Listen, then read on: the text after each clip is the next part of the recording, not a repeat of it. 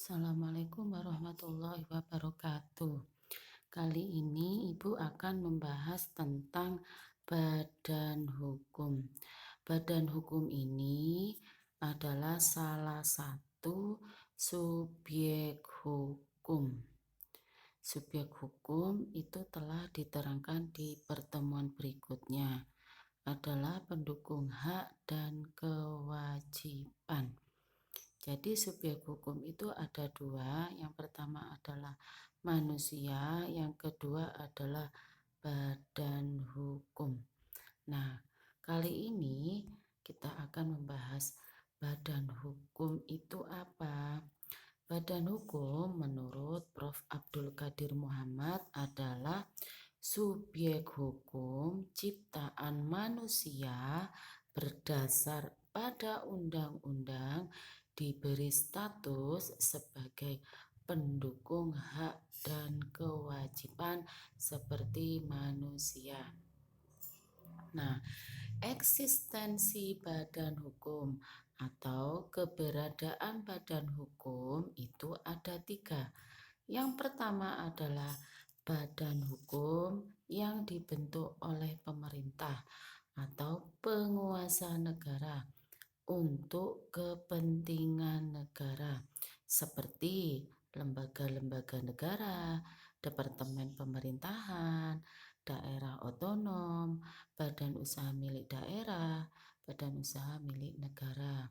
Yang kedua adalah badan hukum yang diakui oleh pemerintah, yang dibuat oleh pihak swasta atau pribadi warga negara.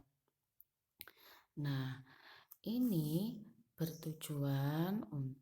biasanya bertujuan untuk kesejahteraan masyarakat, juga untuk keuntungan, misalnya perseroan terbatas dan koperasi.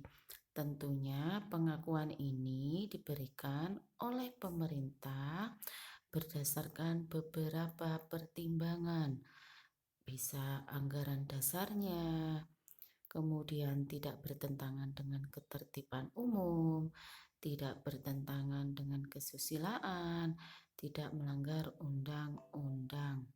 Selanjutnya yang ketiga adalah badan hukum yang diperbolehkan oleh pemerintah karena tujuan yang bersifat ideal. Nah, ini seperti yayasan, yayasan pendidikan, yayasan sosial, yayasan keagamaan, dan yayasan kemanusiaan.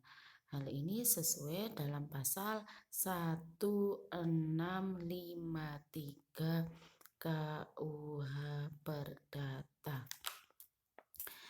Selanjutnya, setelah kita mengetahui tentang eksistensi atau keberadaan badan hukum itu muncul, kemudian kita akan membahas tentang badan hukum menurut tujuan keperdataan. Yang pertama adalah badan hukum yang bertujuan untuk memperoleh keuntungan atau laba, contohnya PT, Persero, Perum. Yang kedua adalah badan hukum yang bertujuan untuk memenuhi kesejahteraan anggota, contohnya koperasi. Yang ketiga adalah badan hukum yang bertujuan untuk tujuan tertentu bersifat ideal, contohnya yayasan pendidikan, keagamaan, kemanusiaan, dan lain-lain. Jadi tujuan badan hukum itu ada tiga. Selanjutnya badan hukum menurut wewenangnya. Di sini ada badan hukum publik, yaitu badan hukum yang dibentuk oleh pemerintah dan diberi wewenang menurut hukum publik. Misalnya departemen pemerintah, lembaga negara, daerah otonom.